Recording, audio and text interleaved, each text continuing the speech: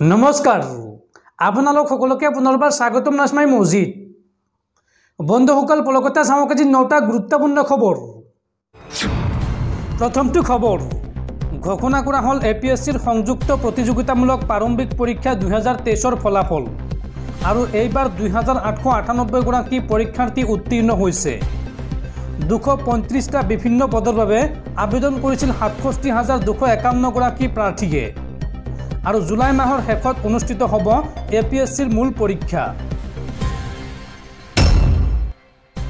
পৰৱৰ্তী খবৰ সংকটত হাৰিয়ানাৰ বিজেপি চৰকাৰ তিনিগৰাকী নিৰ্দলীয় বিধায়কৰ সমৰ্থন প্ৰত্যাহাৰৰ পিছতেই পট পৰিৱৰ্তন হাৰিয়ানাৰ ৰাজনীতিত বিধানসভাত সংখ্যাগৰিষ্ঠতা প্ৰমাণৰ দাবী উত্থাপন বিজেপি চৰকাৰৰ বিৰুদ্ধে অন্যথা ৰাজ্যখনত ৰাষ্ট্ৰপতি শাসনৰ দাবী সংকটত পৰিছে এইবাৰ হাৰিয়ানাৰ বিজেপি চৰকাৰ তিনিগৰাকী নিৰ্দলীয় বিধায়কৰ সমৰ্থন প্ৰত্যাহাৰৰ পিছতেই পট পৰিৱৰ্তন হাৰিয়ানাৰ ৰাজনীতিত হাৰিয়ানাত নাইব সিং চাইনি নেতৃত্বাধীন বিজেপি চৰকাৰৰ সংকট বিধানসভাত সংখ্যাগৰিষ্ঠতা প্ৰমাণৰ দাবী উত্থাপন কৰা হৈছে প্ৰাক্তন উপমুখ্যমন্ত্ৰী দুষ্যন্ত চৌতালাই এই সন্দৰ্ভত লিখিছে পত্ৰ সংখ্যাগৰিষ্ঠতা প্ৰমাণ কৰিব নোৱাৰিলে ৰাষ্ট্ৰপতি শাসনৰ দাবী উত্থাপন কৰা হৈছে এই সন্দৰ্ভত ৰাজ্যপাললৈ পত্ৰ লিখি এই আহ্বান জনাইছে জেজেএমৰ নেতাগৰাকীয়ে আৰু চৰকাৰখন সংখ্যালঘুত পৰিণত হৈছে বুলি পত্ৰত স্পষ্টকৈ উল্লেখ কৰা হৈছে চৰকাৰৰ বিৰুদ্ধে অনাস্থা প্ৰস্তাৱত সমৰ্থন জনাব বুলিও উল্লেখ কৰা হৈছে পত্ৰখনত উল্লেখযোগ্য যে তিনিগৰাকী নিৰ্দলীয় বিধায়কে বিজেপি চৰকাৰক সমৰ্থন প্ৰত্যাহাৰ কৰিছিল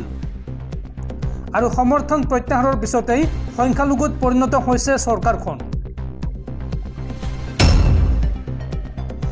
পৰৱৰ্তী খবৰ ভাৰতীয় বতৰ বিজ্ঞান কেন্দ্ৰৰ আগজাননী আগন্তুক 5 দিনলৈ ৰাজ্যত হ'ব প্ৰচণ্ড ধুমুহা বৰষুণৰ লগতে বিজুলী ঢেৰেকণি আৰু এই সময়ছোৱাত প্ৰতি ঘণ্টাত 50 কিলোমিটাৰ বেগত আহিব ধুমুহা আগন্তুক 5 দিনলৈ অসমৰ আটাইকেইখন জিলাৰ লগতে সমগ্ৰ উত্তৰ পূৰ্বাঞ্চলত প্ৰচণ্ড ধুমুহা বৰষুণৰ সম্ভাৱনা আছে এই কথা জনাইছে ভাৰতীয় বতৰ বিজ্ঞান কেন্দ্ৰই বন্ধুসকল তাৰপিছত 4 নম্বৰ খবৰটো জনোৱাৰ আগতে আপোনালৈ এটা সৰু ৰিকুৱেষ্ট যদি তেওঁলোকে এই ভিডিঅ'ত লাইক কৰা নাই তেন্তে প্লিজ এটা লাইক কৰি দিয়ক আৰু এনেকুৱা ধৰণৰ নতুন নতুন ভিডিঅ' পাবলৈ চেনেলটো সাবস্ক্ৰাইব কৰি কাষত থকা বেল আইকনটো প্ৰেছ কৰি ৰাখক পৰৱৰ্তী খবৰ উৰিষ্যাত নিৰ্বাচনী প্ৰচাৰ মুখ্যমন্ত্ৰী হিমন্ত বিশ্ব শৰ্মাৰ উৰিষ্যাত বিজেপিৰ ষ্টাৰ কেম্পেইনাৰ হিচাপে নিৰ্বাচনী প্ৰচাৰ চলাই হিমন্ত বিশ্ব শৰ্মাই দিলে 7টাকৈ ছুপাৰ গেৰাণ্টি লাখ লাখ মহিলাক দিয়া হ'ব 50,000কৈ টকা বৃদ্ধ পেঞ্চন হিচাপে মহিলাসকলক দিয়া হ'ব মাহিলী 3,000কৈ টকা আৰু 3 লাখ যুৱক যুৱতীক দিয়া হ'ব চৰকাৰী চাকৰি এইদৰে নিৰ্বাচনী প্ৰচাৰ চলাই 7টাকৈ ছুপাৰ গেৰাণ্টি দিছে মুখ্যমন্ত্ৰী ডক্টৰ হিমন্ত বিশ্ব শৰ্মাই লাখ লাখ মহিলাক দিয়া হ'ব 50,000কৈ টকা বিজেপি চৰকাৰে দিব 3,000 টকাকৈ বৃদ্ধ পেঞ্চন 3 লাখ যুৱক যুৱতীক দিয়া হ'ব চৰকাৰী চাকৰি 1 টকাও ঘুষ নিদিয়াকৈ 3 লাখ যুৱক যুৱতীক দিয়া হ'ব চৰকাৰী চাকৰি নিৰ্বাচনৰ পিছতে অসমত নিযুক্তি দিয়া হ'ব বাঙালী ভাষাৰ শিক্ষক দেশৰ জনতাই এতিয়া কেৱল মোদী গ্যাৰাণ্টিকহে বিশ্বাস কৰে উৰিষ্যাত বিজেপিৰ ষ্টাৰ কেম্পেইনাৰ হিচাপে নিৰ্বাচনী প্ৰচাৰ চলাই এই ঘোষণা মুখ্যমন্ত্ৰী হিমন্ত বিশ্ব শৰ্মাৰ নবীন পাটনায়কৰ দুৰ্গত এইদৰে গৰজি উঠিল অসমৰ মুখ্যমন্ত্ৰী হিমন্ত বিশ্ব শৰ্মা নবীন পাটনায়কৰ নেতৃত্বত উৰিষ্যাৰ উন্নয়ন নহয় প্ৰগতি নহয় উন্নয়ন আৰু প্ৰগতি কেৱল বিজেপি চৰকাৰেহে কৰিব পাৰে 10 জুনত উৰিষ্যাত বিজেপিয়ে চৰকাৰ গঠন কৰিবলৈ গৈ আছে দিল্লীত বিজেপি চৰকাৰ আৰু উৰিষ্যাত বিজেপি চৰকাৰ হ'ব এই মন্তব্য মুখ্যমন্ত্ৰী হিমন্ত বিশ্ব শৰ্মাৰ পৰৱৰ্তী খবৰ আৰম্ভ হ'ল 2024 বৰ্ষৰ হজ যাত্ৰা আৰু এইবাৰ উত্তৰ পূৰ্বাঞ্চলৰ পৰা হজলৈ যাব প্ৰায় 3,800 হজী 16 মেত মক্কা মদিনালৈ উৰা মাৰিব প্ৰথমখন বিমান আৰু 14 মেত অসমৰ 400 হজযাত্ৰী যাব হজলৈ পরবর্তী খবর, নির্বাচনের ফলাফল ঘোষণার পূর্বে পরাজয় স্বীকার বিজেপির। ধুবুরীত এইবার কংগ্রেস প্রার্থী রকিবুল হুসেন জয়ী হব আর আমার প্রার্থী পরাস্ত হব। সংবাদ মাধ্যমের সন্মুখত এই পরাজয় স্বীকার মন্ত্রী রঞ্জিত কুমার দাসর। ফলাফল ঘোষণার পূর্বে পরাজয় স্বীকার মন্ত্রী রঞ্জিত কুমার দাসর। মন্ত্রী রঞ্জিত কুমার দাসে এই সন্দর্ভত কয় যে আমি কোনো পর্যায়ে জিকিব নোৱাৰো এইবাৰ নিৰ্বাচনত। ধুবুৰী লোকসভা সমষ্টিত আমি পৰাস্ত হোৱাটো খাটাং।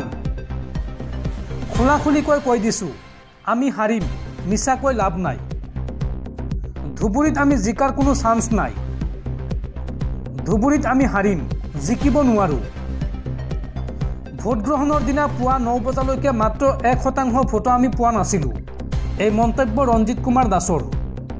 ৰঞ্জিত কুমাৰ দাসে লগতে কয় যে বৰপেটা আৰু গুৱাহাটীত আমি জিকিম, কিন্তু ধুবুৰীত আমি হাৰিম। ধুবুৰীত কংগ্ৰেছ প্ৰাৰ্থী ৰকিবুল হুছেন জয়ী হ'ব আৰু আমাৰ প্ৰাৰ্থী পৰাস্ত হ'ব।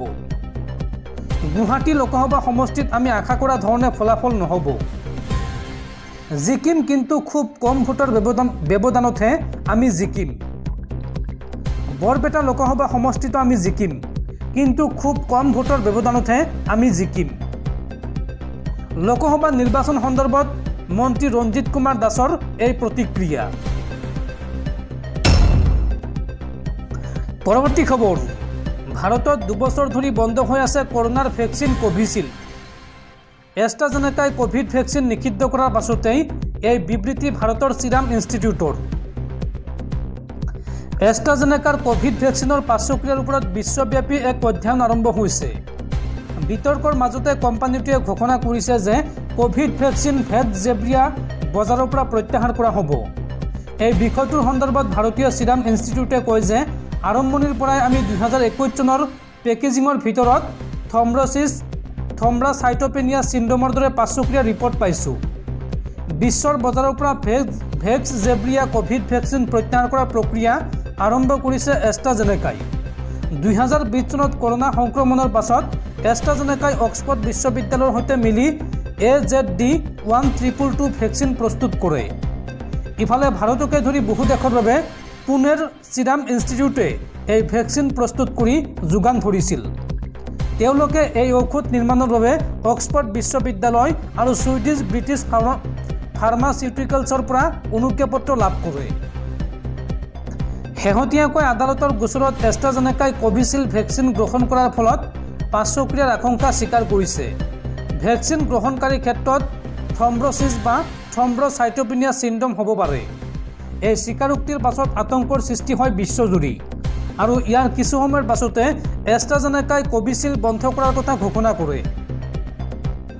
আৰু এই সন্দৰ্ভত ভাৰতৰ চিৰাম ইনষ্টিটিউটৰ দাবী 2021 চনৰ ডিচেম্বৰৰ পৰা ভেকচিন উৎপাদন বন্ধ কৰা হৈছে ভাৰতত।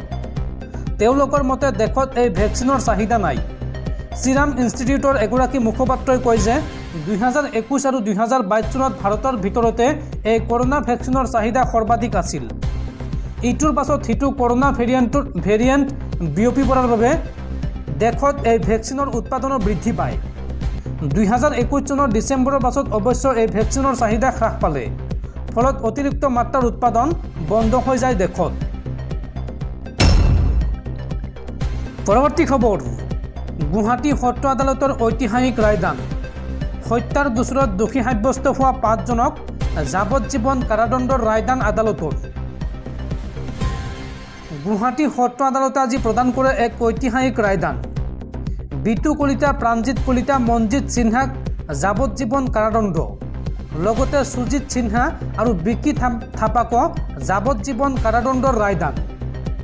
ভূমিকেন্দ্ৰিক বিবাদত এজনক হত্যাৰ গোচৰত দোষী সাব্যস্ত কৰা হৈছে কেউজনকে। উল্লেখযোগ্য যে 2015 চনতে দিছপুৰত হত্যা কৰিছিল হৰেণ কলিতা নামৰ এগৰাকী লোকক। আৰু এই গোচৰ সন্দৰ্ভত 2 নং অতিৰিক্ত সত্ৰ ন্যায়াধীশৰ আদালতে এই ঐতিহাসিক ৰায়দান দিয়ে।